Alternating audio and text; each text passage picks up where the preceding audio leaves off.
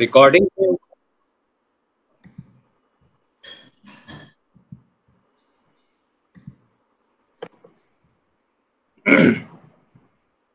पहले हम लोग प्रार्थना कर लें सर। जी। तो भागवत गीता से ही हम लोग प्रार्थना का वो करते हैं। तोमादि देवा वाला जो है, ठीक है। ओम आदिदेव पुरुष पुराण तम, नहीं सॉरी, शुरू से था तुम। इसका शुरू में क्या है? कौन सा कौन सा पढ़ रहा है? त्वमेव माता च पिता पिता च त्वमेव त्वमेव बन्धुश्च सखा त्वमेव त्वमेव त्वमेव विद्या द्रविणं त्वमेव त्वमेव त्वमेव शरणं सर्वं मम मम देव। देवदेव। मैं एक्चुअली वो इसके इसके बाद वाली लाइन जो थी वो शुरू हो गई थी। कभी कभी हो जाता है, पर अगेन अगेन ध्यान करने वालों को कम होता है। नहीं, बातचीत करते करते शुरू कर दिया ना उन्होंने। चलिए, तो ये इसमें जो है वो महाभारत से का दृश्य है। और दोनों सेनाएं जो हैं वो युद्ध के लिए खड़ी हैं कुरुक्षेत्र में। और उस समय का ये दृश्य है। संजय को ये दिव्य दृष्टि प्राप्त है कि वो मतलब वहाँ बैठे बैठे कुरुक्षेत्र में क्या हो रहा है वो देख सकते हैं। और जो कुछ भी वो देखते हैं वो धृतराष्ट्र को उनको बताना है। धृतराष्ट्र को प्रश्न पूछते हैं और ये अ, मतलब इनको समझाते रहते हैं। आप एक्चुअली ये भागवत गीता में जो ये जो संदर्भ है ये दो तरीके से है। एक जो वास्तव में जो हिस्ट्री में हुआ, जहाँ पर महाभारत हुआ, लेकिन हाँ, इसका एक दूसरा पक्ष भी है जो हमें समझना जरूरी है। क्योंकि ये जो युद्ध जो कौरव और पांडव का युद्ध है वो सिर्फ वहाँ लड़ा नहीं गया, बल्कि हमारे अंदर भी ये युद्ध जो है वो हमेशा जारी है, हमेशा चलता रहता है। इसमें आप देखिए कि धृतराष्ट्र जो है वो मन का प्रतीक है।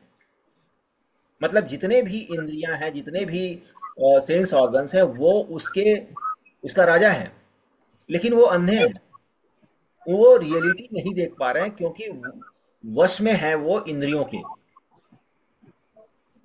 और इसके कारण जो है वो सही ढंग से निर्णय नहीं ले पा रहे हैं कि हमें क्या करना है। उसके बाद आप देखिए दुर्योधन क्या है। दुर्योधन जो है वो हमारा हमारी जो डिजायर्स हैं, जो भोगने की जो इच्छाएं हैं, आप देखिए दुर्योधन जो है वो प्रतीक है कि उसको राज्य भोगना है, उसको शासन करना है। तो ये जो अदम्य इच्छा है, इसीलिए उसका नाम दिया गया है दुर्योधन, जिसको कि बड़ी मुश्किल से कठिन से वश में किया जा सकता है। तो महाभारत के ये जो पात्र हैं वो कहीं ना कहीं हमारे अंदर ही मौजूद हैं। अर्जुन जो है वो कौन है? अर्जुन हम खुद हैं, जो कि एक्चुअली ईश्वर का ही एक रूप है। लेकिन उसको जब लड़ने की बारी आती है कि संसार के प्रति हम इन्वॉल्व हों या हम ईश्वर की तरफ जाएं, तो संसार में जितने तरह के प्रलोभन है, जितने तरह की जो चीजें हैं, उससे लड़ने में वो अपने आप को अक्षम पाता है। और कृष्ण क्या है? कृष्ण वो देववाणी है। कृष्ण जो है वो यहाँ पे ज्ञान के स्वरूप है, क्योंकि भागवत गीता जो है वो ज्ञान से रिलेटेड। तो यहाँ पे ईश्वर जो है वो ज्ञान के रूप में है, जो कि अपने आप, जो कि वहाँ पे आपको ये बताता है कि इस कठिन परिस्थिति में जब आप फंसे संसार और ईश्वर को चुनने में, या संसार और धर्म को चुनने में, तो आप कैसे उससे बाहर निकलेंगे, कैसे आप उससे करें। तो इसलिए पूरे महाभारत में, जब तक महाभारत हुआ, कृष्ण जो है वो खुद रास्ता दिखाते रहते हैं कि इस रास्ते से जाना है, ये करना है। और जब अर्जुन पूरी तरह से सरेंडर कर देता है, वो गाइड नहीं करता है कि हमको इधर ही जाना है, उधर ही जाना है। वो कहता है कि हमको यहाँ ले चलिए, लेकिन वो जिस रास्ते से कहाँ से लेके जाएंगे ये कृष्ण डिसाइड करते हैं। और इसी कारण से वो युद्ध में विजय भी होता है। तो ये हमें ध्यान रखना है कि हमारे अंदर जो ये ज्ञान का भाव है वही ईश्वर है। और अभी हम लोग जो भागवत गीता से हम लोग सुनेंगे, या फिर हमने जो वेदांत में जो सीखा है, वो सब ईश्वर का ही प्रतीक है, और वही हमें सही रास्ता दिखलाएगा। अब ये है कि धृतराष्ट्र पूछते हैं कि हे संजय, मैं ज़्यादा इसमें अभी एक्सपाउंड नहीं करूँगा क्योंकि इसमें ज़्यादा कुछ है नहीं। सो इट्स ए स्टोरी, तो chapter 1 I will just read it out, कहीं दिक्कत होगी तो आई विल स्टॉप देयर। छोड़ दीजिए, चलिए, काफी लोगों ने पढ़े हैं सब जो है, चलो आगे चलो। क्या चैप्टर 1 छोड़ दें? नहीं, आगे बढ़ो, इस श्लोक को हाँ। छोड़ दो। तो धृतराष्ट्र ने कहा कि हे संजय, धर्म भूमि कुरुक्षेत्र में इकट्ठे हुए युद्ध की इच्छा वाले मेरे और पांडु के पुत्रों ने क्या किया, ये पूछते हैं। तो संजय ने कहा, उस समय वज्रव्यूह से खड़ी हुई पांडव सेना को देखकर और द्रोणाचार्य के पास जाकर राजा दुर्योधन ने ये वचन कहे। चलो। अब ये कहता है कि हे आचार्य, मतलब द्रोणाचार्य को बोल रहा है, हे आचार्य, आपके बुद्धिमान शिष्य द्रुपद पुत्र धृष्टद्युम्न के द्वारा यह व्यूह रचना के साथ खड़ी की हुई ये सेना हमारी है, और पांडवों की इस बड़ी भारी सेना को भी आप देखिए। और ये कहते हैं कि यहाँ मतलब पांडवों की सेना में बड़े बड़े शूरवीर हैं, बहुत बड़े बड़े धनुष मतलब महारथी हैं, जिनके अस्त्र शस्त्र जो है काफी बड़ा काम किया है, तथा युद्ध में भीम और अर्जुन के समान हैं, सात्यकी हैं, राजा विराट हैं, और द्रुपद हैं, धृष्टकेतु हैं, चेकितान हैं, ये सब पांडव की तरफ के राजा हैं। पराक्रमी काशीराज हैं, पुरजित हैं, कुंती भोज हैं, दोनों भाई, और पुरुषों में श्रेष्ठ शैब्य हैं, पराक्रमी युधामन्यु हैं, उत्तमौजा हैं, और सुभद्रा पुत्र अभिमन्यु हैं, द्रौपदी के पांचों पुत्र हैं। ये सब के सब महारथी जो हैं वो पांडवों की सेना में हैं। बोलते हैं कि हे ब्राह्मण, हे द्विज में उत्तम, हमारे पक्ष में जो जो मुख्य लोग हैं उनके बारे में भी मैं आपको बताता हूं। वो कहते हैं कि आप खुद हैं द्रोणाचार्य, पितामह भीष्म हैं, कर्ण, संग्राम में विजयी रहने वाले हमेशा कृपाचार्य, उसी तरह से अश्वत्थामा, विकर्ण, सोमदत्त का पुत्र भूरिश्रवा, और इनके अतिरिक्त बहुत सारे शूरवीर हैं जो मेरे लिए अपने जीवन की इच्छा को त्याग कर और जो अनेक शस्त्र और अस्त्र को चलाने में माहिर हैं, वे सब के सब यहाँ पे खड़े हैं। अब वो कहते हैं कि यहाँ पे देखिए ये ट्रांसलेशन गलत है, बताऊँ कैसे। हमारी यह सेना जो है वो अपर्याप्त है, असमर्थ है, क्योंकि उनके संरक्षक जो हैं वो भीष्म है। मतलब ये एक्चुअली गलत ट्रांसलेशन है। ये अजीब सा लगता भी है कि अपनी ही सेना को कोई भी जो है मतलब राजा जो है वो अपने सेनापति को कहेगा कि वो सेना जो है आपकी असमर्थ है, तो बड़ा अजीब सा लगता है। और फिर ये कहते हैं कि परंतु इन पांडवों की ये सेना जो है वो पर्याप्त है, समर्थ है, क्योंकि इसके संरक्षक जो है वो भीमसेन है। इसका अर्थ एक्चुअली उल्टा है। ये पर्याप्त वर्ड यहाँ पे जो ध्यान रखना है कि जो भागवत गीता लिखी गई है वो हजारों साल पहले लिखी गई है। तो हजारों साल पहले जो संस्कृत के शब्द थे, एटिमोलॉजिकली उसमें काफी परिवर्तन हुआ है। पर्याप्त वर्ड जो है इसका मतलब है कि मतलब जो उससे ज्यादा की जरूरत नहीं है, मतलब जो सीमित है। जैसे बोलते हैं ना कि इतना पर्याप्त है, मतलब और जो है वो उसके अलावा कोई गुंजाइश नहीं है। सो जब आप सीमित रहते हैं तो उसको बोलते हैं पर्याप्त। और जब अपर्याप्त का यहाँ पे मतलब ये है कि जो सीमित नहीं है, जो कि कहीं से आवाज आ रही है, मुझे लग रहा है।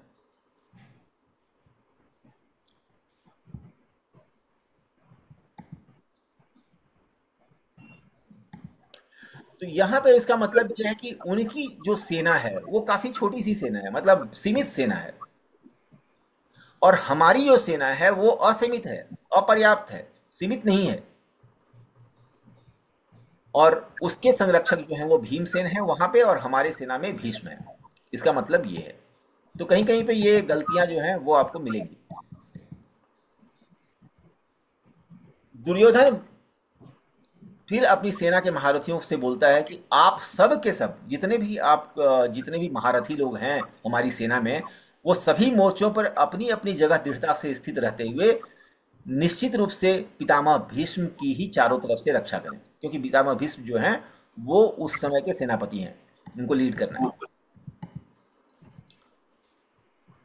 अब उसके बाद दुर्योधन ने हर्ष उत्पन्न करते हुए कौरवों में वृद्ध प्रभावशाली पितामह भीष्म ने सिंह के समान गरज कर जोर से शंखनाद बजाया। अब युद्ध जो है वो शुरू होने वाला है। तो पहले ये तरीका था कि पहले जो है वो युद्धनाद हुआ करता था, अलग अलग तरीके थे। तो यहाँ पे शंख बजा करके युद्ध की घोषणा शुरू हो रही है।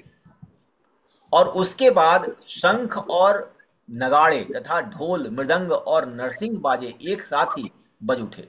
वह शब्द बड़ा भयंकर हुआ।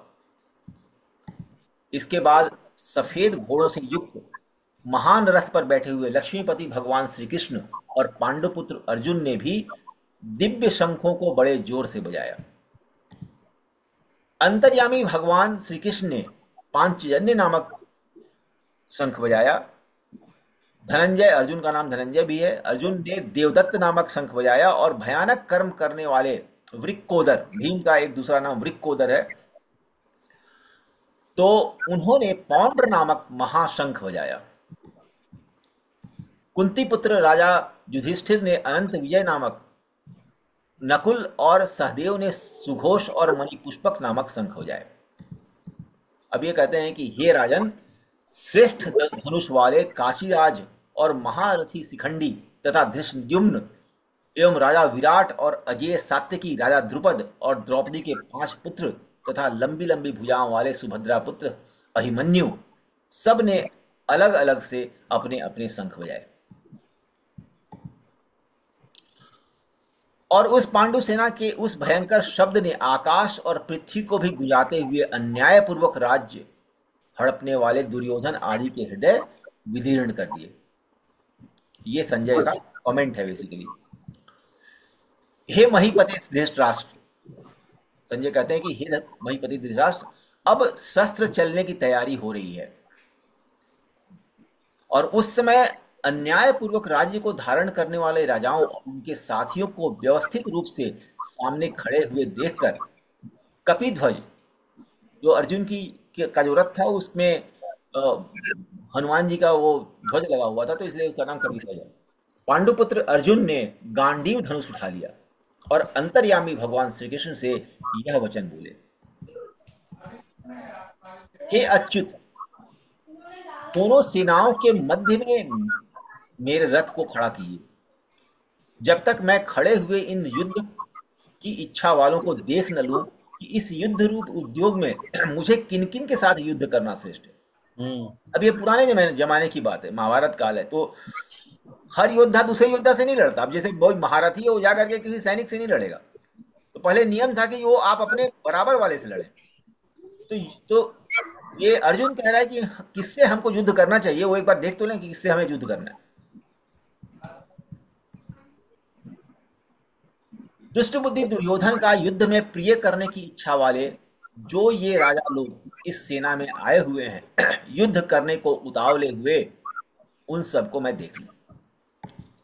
संजय कहते हैं, हे भरतवंशी राजन, निद्रा को जीतने वाले अर्जुन के द्वारा इस प्रकार कहने पर अंतर्यामी भगवान श्री कृष्ण ने दोनों सेनाओं के मध्य में पितामह भीष्म और आचार्य द्रोण के सामने तथा संपूर्ण राजाओं के सामने श्रेष्ठ रथ को खड़ा करके इस प्रकार कहा कि हे पार्थ, इन इकट्ठे हुए कृष्ण कुरुवंशियों को तू देख। उसके बाद पृथानंदन अर्जुन ने उन दोनों ही सेनाओं में स्थित पिताओं को, पितामहों को, आचार्यों को, मामाओं को, भाइयों को, पुत्रों को, पौत्रों को तथा मित्रों को, ससुरों को और सुहृदों को भी देखा।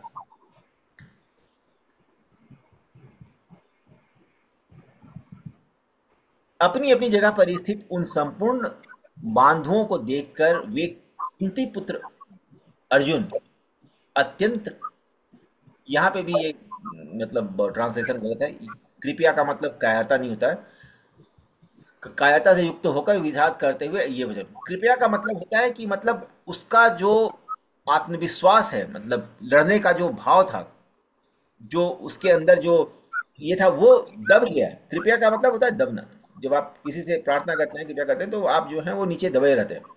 तो जो भाव उसके युद्ध का था वो भाव जो है वो दब जाता है, और उसके कारण जो है वो डिप्रेस्ड हो गया है। इसके लिए यहाँ पे ये शब्द कृपया आया है।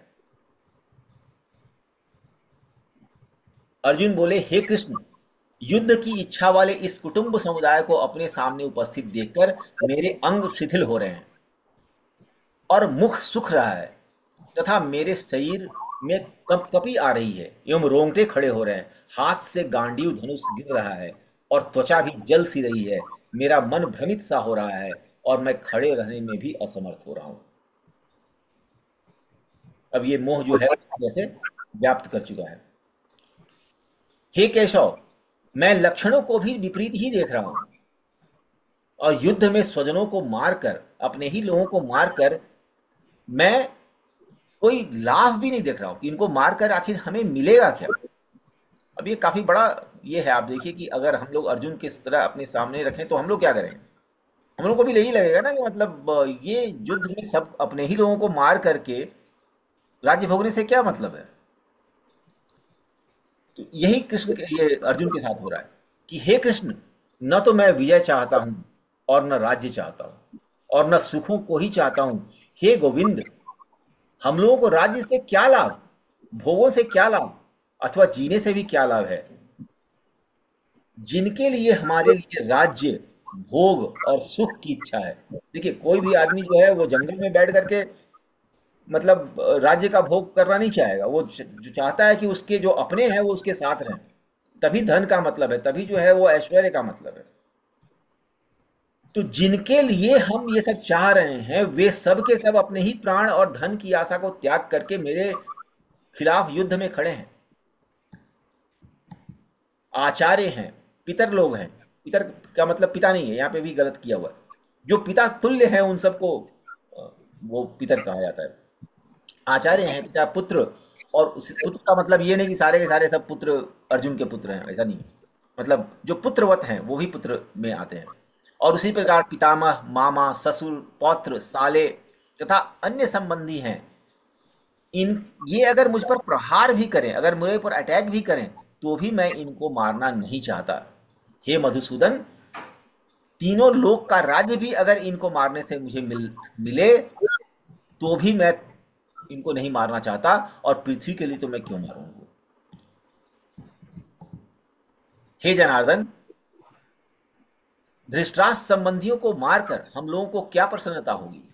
इन आतताइयों को मारने से तो हमें पाप ही लगेगा।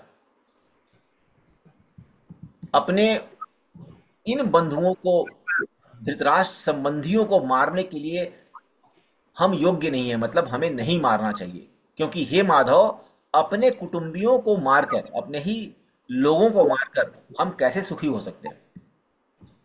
यद्यपि लोभ के कारण जिनका विवेक विचार लुप्त हो गया है, ऐसे ये दुर्योधन आदि कुल का नाश होने वाले उत्पन्न से कुल के नाश से उत्पन्न होने वाले दोष को और मित्रों के साथ द्वेष करने से होने वाले पाप को नहीं देख रहे हैं। हे जनार्दन, कुल का नाश करने से होने वाले दोष को ठीक ठीक जानने वाले हम लोग इस पाप से निवृत्त होने का विचार क्यों न करें। उनकी बुद्धि तो भ्रष्ट है, वो लोभ से ग्रस्त हैं। हम सोच पा रहे हैं तो हम इससे क्यों, हम इसमें फंसे जा रहे हैं। क्यों नहीं हम इसके बाहर निकलने का प्रयास करें या उसके बारे में सोचें। और फिर ये बोलते हैं, यहाँ पे भी काफी कंफ्यूजन है। देखिएगा, यहाँ पे मैं थोड़ा सा टाइम लूंगा। कुल का क्षय होने पर सदा से चलते आए कुल धर्म नष्ट हो जाते हैं, और धर्म का नाश होने पर संपूर्ण कुल को धर्म दबा लेता है। मतलब कुल जो है वो एक धर्म को लेके चलता है।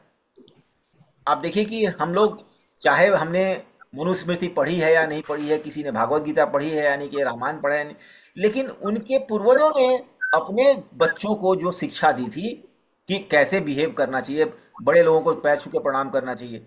अब ये कहीं आप पढ़े या नहीं पढ़े, ये आपको अपने इसमें सिखा दिया जाता है। कोई आपके घर आता है तो कैसे उसका सत्कार करना चाहिए, ये शिक्षाएं जो है हमें अपने आप मिलती हैं। या जन्माष्टमी अगर है तो हम जो है तो भगवान की पूजा करेंगे, ये करेंगे, और हम मांस मछली नहीं खाएंगे, ये सारी चीजें जो हैं वो आपको आपके कुल से ही आपको शिक्षा मिल जाती है। तो यहाँ अर्जुन कहता है कि अगर ये कुल का ही नाश हो जाएगा तो कुल धर्म का भी नाश हो जाएगा, और उस कुल के नाश होने से, अधर्म के अधिक बढ़ जाने से कुल की स्त्रियां दूषित हो जाती हैं। हे वार्ष ने स्त्रियों के दूषित होने से वर्ण संकर पैदा हो जाते हैं। वर्ण ये काफी एक्चुअली डिबेटेबल जो है वो, ये थोड़ा सा मैं इसमें दूंगा। इसमें वर्ण संकर कुल घातियों को और कुल को नरक में ले आने वाला होता है।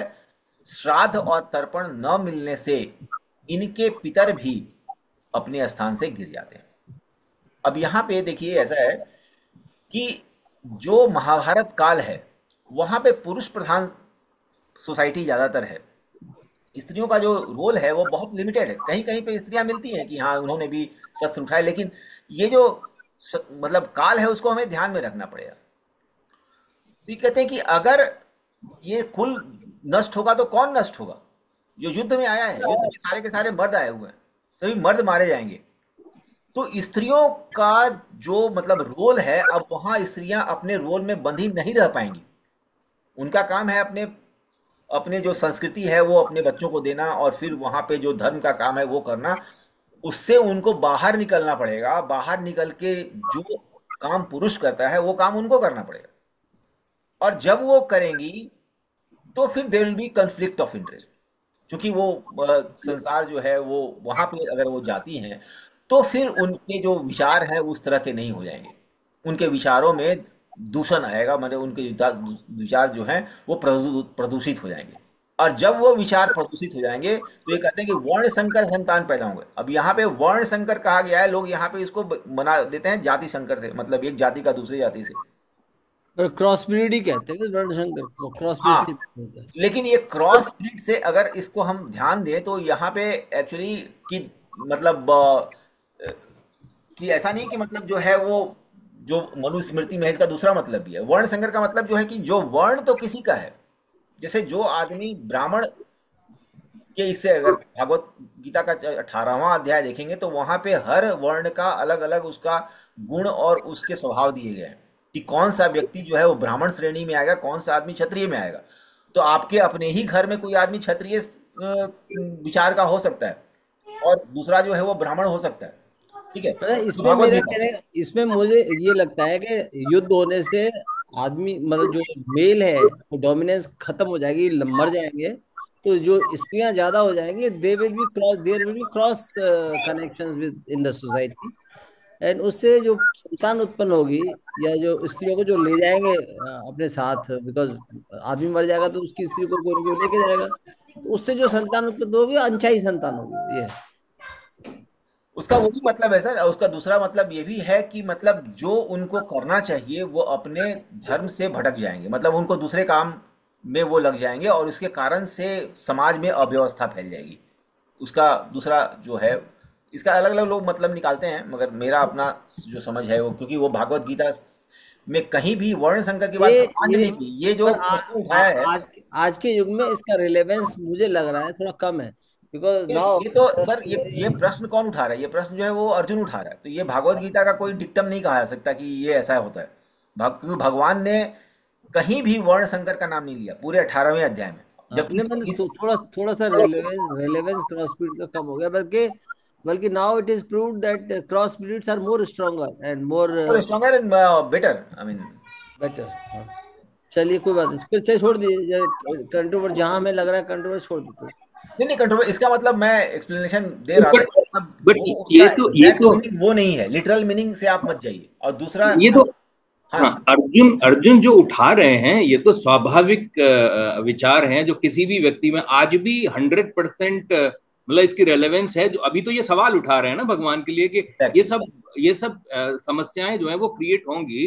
हाँ तो ये रेलेवेंस तो आज भी है, क्योंकि अगर आप इसे दूसरे रूप में देखें, थोड़ा सा मैं जाऊंगा ये जो हमारा मतलब जो ये जो एक से ज्यादा वाइफ्स रखने वाला जो परंपरा बनी, वो इसीलिए बनी कि आदमी कम हो गए तो फिर उनको पालने के लिए ये नियम किसी धर्म में बना। तो रेलेवेंस तो उसके बाद भी रही है, चाहे वो किसी दूसरे धर्म में रही हो। तो वो उसका फॉल आउट था जो अर्जुन उठा रहे हैं, और बड़ा जेन्युइन सवाल उठा रहे हैं। वो आज भी किसी के दिमाग में आएंगे कि अगर सारे मेल मर जाएंगे तो पूरा का पूरा सृष्टि का जो बैलेंस है वही बिगड़ जाएगा। अरे अरे नहीं गिरीश, जो है किसी धर्म नहीं, इवन हिंदुइज्म में पॉलीगैमी वाज अलाउड। पॉलीगैमी तो सारे हाँ, राजा लेकिन सर उसके फॉल आउट जो है वो, जैसे गिरीश सर बोल रहे हैं, वो बिल्कुल सही है। आप देखिए कि जहाँ एक से ज्यादा स्त्रियां कोई आदमी करता है, तो फिर वो मतलब जो उनका जो डाह करना, और फिर मतलब दूसरे चीज शुरू हो जाती है, फिर अंदर एक कुचक्र जो है वो शुरू हो जाता है। सृष्टि का जो आई आई नियम है आई ना, एग्री, आई ईश्वर के एग्री, नियम मतलब भंग हो रहा है उससे आई बेसिकली। एग्री, या हिंदुइज्म में भी दिस से polygamy was prevalent, not as a, मतलब उसके धर्म के हिसाब से नहीं, but it was prevalent among the kings. And वो तो हाँ, राजाओं में थी। अभी आके वो तो हिंदू मैरिज एक्ट में 1955 खत्म किया है नेहरू जी ने, वो तो हाँ दैट इज। हाँ हाँ हाँ। तो वो जब उस तरह का होगा तो आपका जो है वो धर्म जो है वो वीक हो जाएगा, फिर आप दूसरे चीज़ों में जो है वो चीज़ें जो परिवार में शुरू हो जाएंगी। तो उसके बारे में ये ज़्यादा रेलिवेंट मुझे लगता है, जो कि जो इसका मतलब लोग लिटरल मीनिंग निकालते हैं उससे अलग वो मतलब है। नहीं, रिलेवेंस तो इसकी है, जैसे आज भी given the choice, everybody would like to marry in his own जो क्लैन कम्युनिटी। और या सोसाइटी, बिकॉज हाँ उनको डर रहता है, if my daughter is married to some other society, तो अपना जानकारी प्लस प्रेशर कल्चर वो डिफरेंट हो जाएगी, तो एडजस्टमेंट का प्रॉब्लम होता है। तो given the chance, even upward mobility नहीं चाहते लोग, अपनी जाति में चाहते हैं लोग, है अभी भी है, वो पर एक्चुअली उसके बहुत सारे कारण है, उसमें सिमिलरिटी ज़्यादा होती है तो फिर वो मैरिटल कॉम्पेटिबिलिटी जो है वो हाँ ज़्यादा, बढ़ जाती है, बढ़ मतलब जाती संभावना जो है बढ़ जाती है उसका, और कोई विशेष कारण उसका नहीं है। बट गजानन आज जी, आज आजकल बच्चे काफी एडजस्ट कर रहे हैं, ऐसा है। नहीं, बट गजानन जी जो अगर साइंटिफिकली इसको देखें, जो जीनोम साइंस है या डीएनए एनालिसिस है, एक्चुअली वो शायद इसको बहुत अच्छी तरह से अब एक्सप्लेन करती है कि हमारे यहाँ जो कॉन्सेप्ट था कि 7 जन्म तक वो जो गोत्र का रहता था, वो बायोलॉजिकल वही रीजन था जो हाँ, साइंटिफिकली एक आज गोत्र हम में, एक गोत्र पता में कर करना पाते है। हैं कि जेनेटिकली कहीं पर कोई इश्यू तो नहीं आएगा 7 जनरेशन तक। तो वो जो बचाते थे ना, गोत्र बचाने वाला, वो पांच को, साइंटिफिक रीजन यही पांच था। आज हम उसे पांच देख भी पाते हैं, एनालाइज कर पाते हैं, पहले नहीं कर पाते थे। पांच को, शायद एक्सपेरिमेंट नहीं, मतलब वो कहना चाहिए कि वो जो एनालिसिस संभव नहीं थी, बट लोग जानते थे इस बात को, इसीलिए शायद ये सब इस तरह से बना। 5 गोत्र बचाते। हाँ, वही जो भी है, मतलब वो जो भी जनरेशन का ही वही शायद साइंटिफिक उसका रीजन जनरेशन, जनरेशन है। नहीं, आपका जनरेशन नहीं, वो 5, यू आर 5 क्लैन डिफरेंट, मतलब आपके जो वंशज हैं वो 5 अलग मतलब दूर हैं, मतलब हाँ हाँ। जो जो शादी हो रही है वो तो अलग अलग। एक्चुअली सर वो हिंदू मैरिज एक्ट अगर आप पढ़ेंगे तो उसमें वो पूरा डिफाइन किया हुआ है कि कहाँ आप शादी नहीं कर सकते, मतलब एक्चुअली पिंड और सपिंडक जो है वो डिफाइन किया हुआ है। हाँ हाँ, यस यू आर सपिंडक जो है राइट। उसमें शादी नहीं होती है, तो वो बिल्कुल बिल्कुल। मतलब 7 जनरेशन तक चलता रहता है वो। वो और वो, सपिंडक का मतलब वो उसमें लिखा हुआ है, भाई बहन नहीं कर हाँ उसमें शादी सकते। नहीं, वो मतलब हिंदू जो मैरिज एक्ट है उसके अगेंस्ट में है, हाँ मतलब वो बिल्कुल नल एंड वाइड माना जाएगा। बिल्कुल बिल्कुल सही, यू आर राइट। चलो आगे चलो, खैर नहीं छोड़ो। ठीक है। तो ये कहते हैं कि मतलब जिनके कुल धर्म नष्ट हो जाते हैं उन मनुष्यों का बहुत काल तक नरक में वास होता है, ऐसा हम सुनते आए हैं। यह बड़े आश्चर्य और खेद की बात है कि हम लोग इतना बड़ा भारी पाप करने का निश्चय कर बैठे हैं, और वो किस लिए।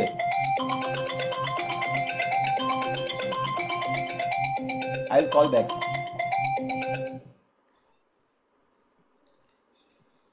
I will call back. तो अपने सुनों को मारने के लिए तैयार हो गए हैं। तो अगर ये हाथ में अस्त्र शस्त्र लिए धृतराष्ट्र के पक्षपाती लोग युद्ध भूमि में सामना न करने वाले तथा शस्त्र रहित मुझे मार भी डालें, मतलब अगर मैं ये सब शस्त्र त्याग दूं और ये सब निहत्थे मुझे मार भी डालें, तो भी मेरे लिए हितकारक होगा, मतलब it is better than I killing them, तो ये अच्छा होगा। ऐसा कहकर शोकाकुल मन वाले अर्जुन बाण सहित धनुष का त्याग करके युद्ध भूमि में रथ के मध्य भाग में बैठ गए। अब ये जो है ओम तस्य श्रीमद् भगवद गीता सुनसुर ब्रह्म विद्यायाम जो शास्त्री के संवाद है, अर्जुन विषाद योग नाम प्रथमो अध्याय। तो यहाँ पे ये इसका बैकग्राउंड जो है वो खत्म होता है। तो अगले दिन हम जो है वो चैप्टर 2 करेंगे। हाँ, जो सवाल एक्चुअली